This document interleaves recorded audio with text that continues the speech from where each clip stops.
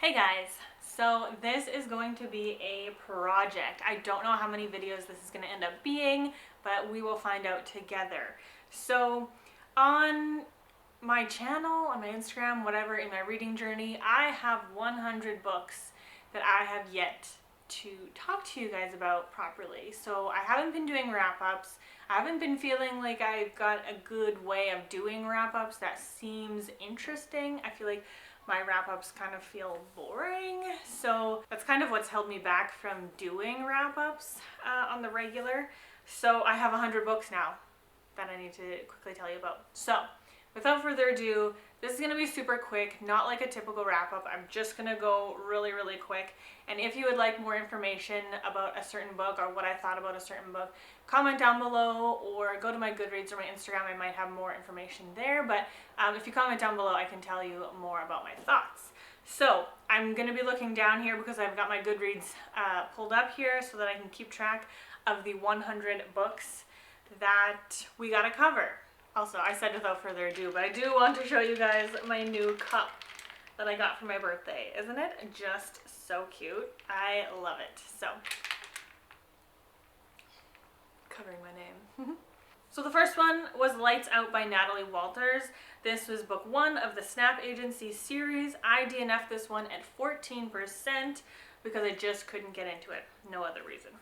The next one, there will be quite a few DNFs in this 100 books. Just because that's the nature of how I read. If I'm not getting into it, if there's something that turns me off, I will DNF it, no problem. The next book was Upon a Starlit Tide by Kel Woods. I DNF'd this one also at 14%. Right, I remember this one now. I don't fully remember the storyline, but it wasn't super engaging. Like, I was here for it, but I wasn't like, oh, I need to know. And then they used Jesus Christ's name as a swear along with the F word, and that just, like, it was out of the blue, and it just shocked me. Like, literally shocked me. Like, I was like it hurt. So, I had to turn it off. The next one is The Locked Room by Ellie Griffiths, also a DNF at 17%. So far it's not going so well, guys. I just didn't find this one engaging, and the beginning of it did center around the 2020 COVID pandemic, and I just don't feel like reading that kind of story. The next one was Direct Threat by Kimberly Rose Johnson, which is book 1 in the Protection Inc. series. I DNF'd this one. This one, sometimes I have little quirks with my reading tastes, and this is one of those cases. So I DNF'd this one at 7%, only because the narrator, because I was listening through audiobook, and the narrator had such the sharp S sounds, and it was already like actually starting to hurt my ears, just that sharp S. So I had to DNF it. I mean, I could maybe pick it up in a physical form, but it's not a high priority. Man, we just got like a row of DNFs here. This might be just a chunk of DNFs for the first little bit here. The next one was Emily Wilde's Encyclopedia of Fairies by Heather Fawcett. This one is super popular right now, and I only DNF'd this one right away because it was in first person, and I'm really losing patience for first person narration. So I just didn't want to even try. The Lost Boys of Barlow Theater by Jamie Jo Wright. I DNF'd this one at 15% because some of the content just was unsettling to me personally, just with things that I've gone through in my own life. So I DNF'd that one. The next one was Enchanted Hill by Emily Bain Murphy. I DNF'd this one at 45% at the first F word.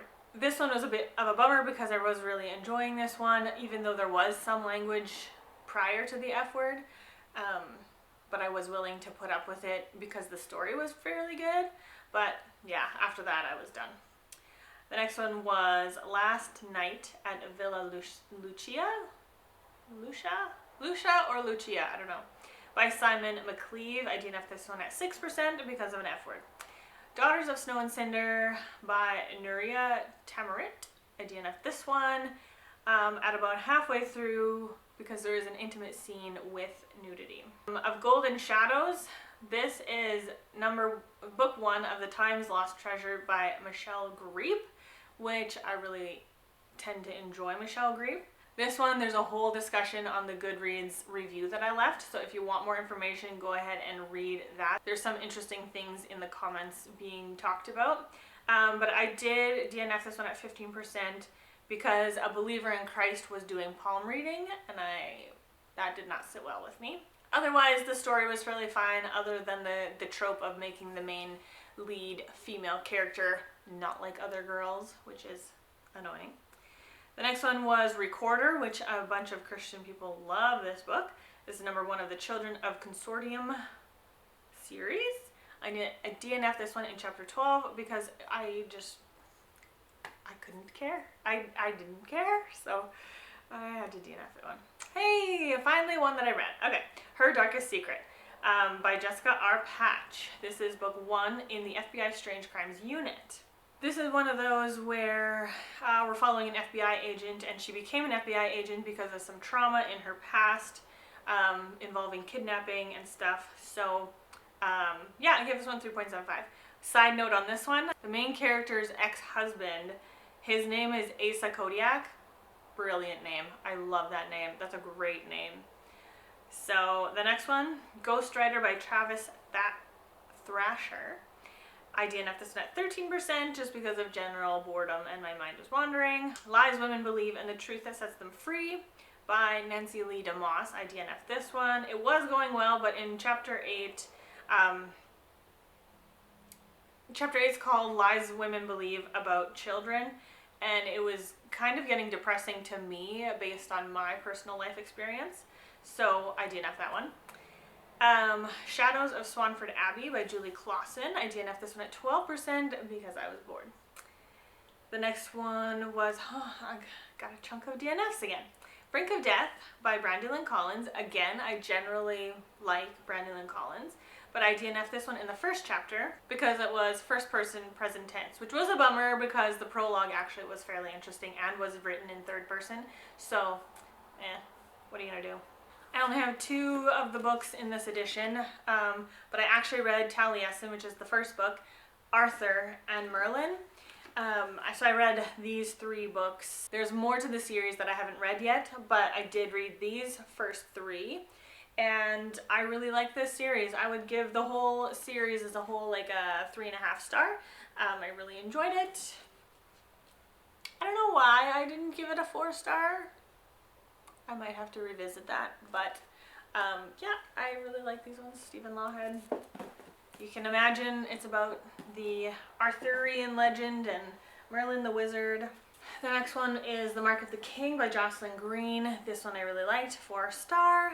Early 18th century frontier in New Orleans. I don't know how to pronounce it properly, but it's really good.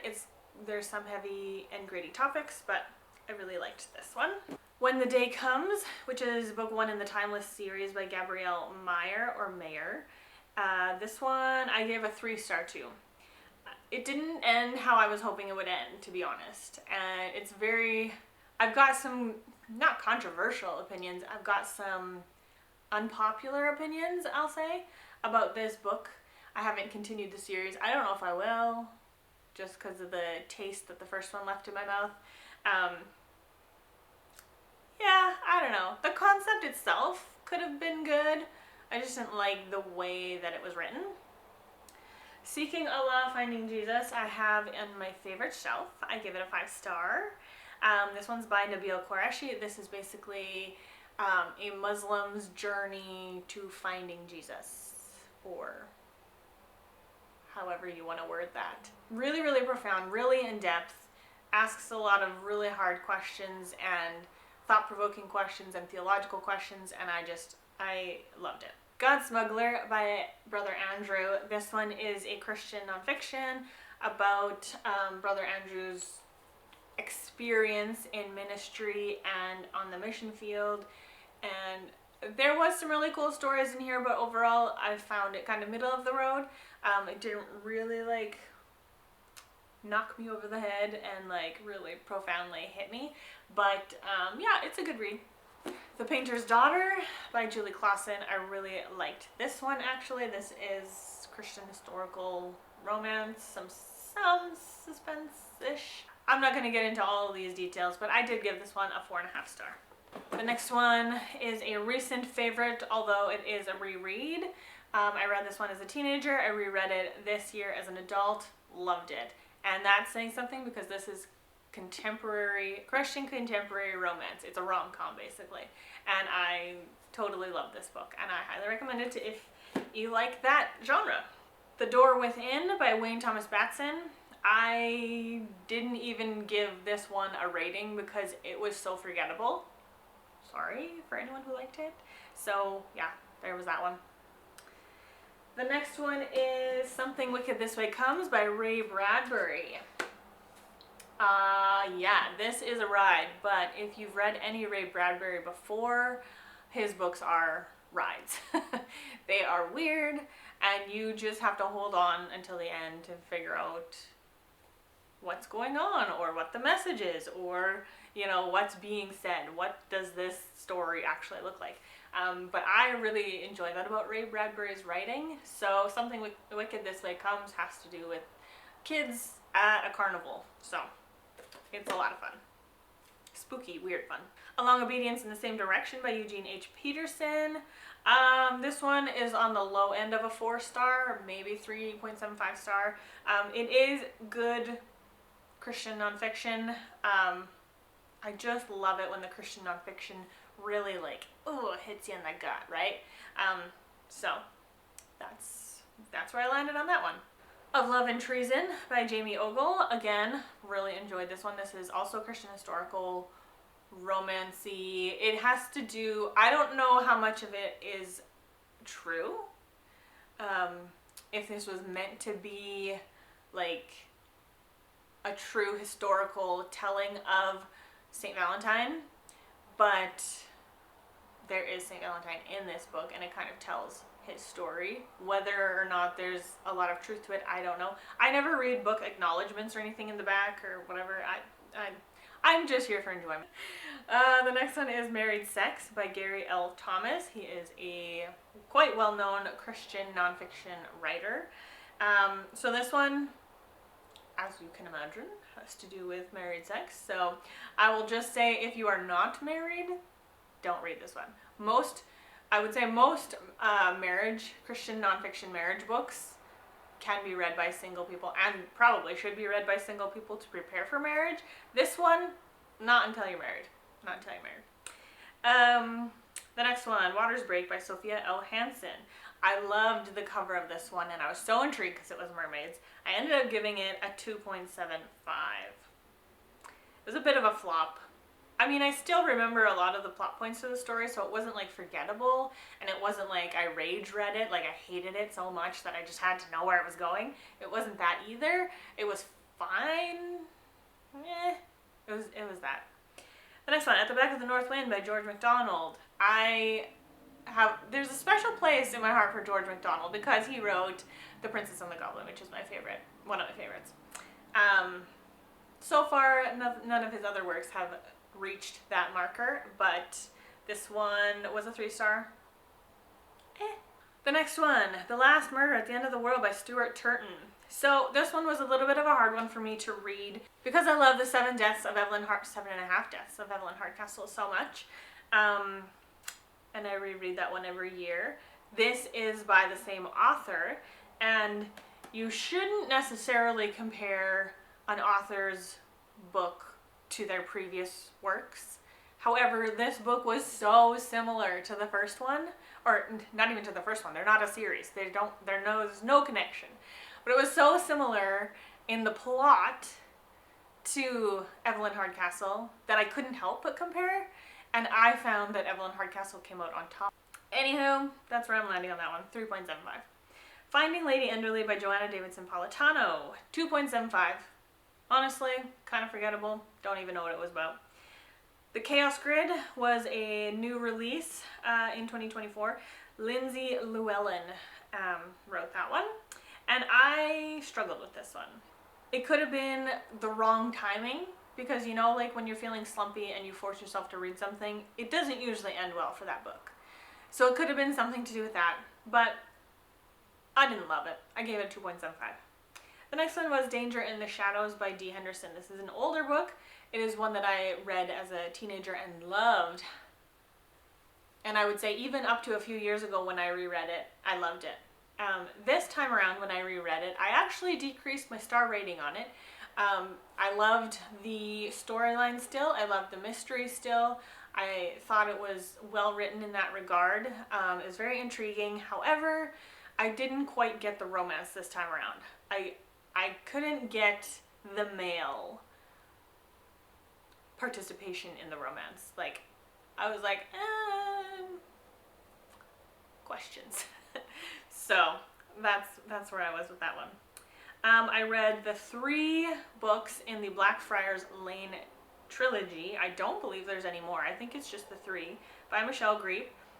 Started off strong with a 4-star. I loved The Thief of Blackfriars Lane. And then the other 2 books get 3.75 stars. So a little bit less, not terrible books by any stretch of the imagination. Very good books still.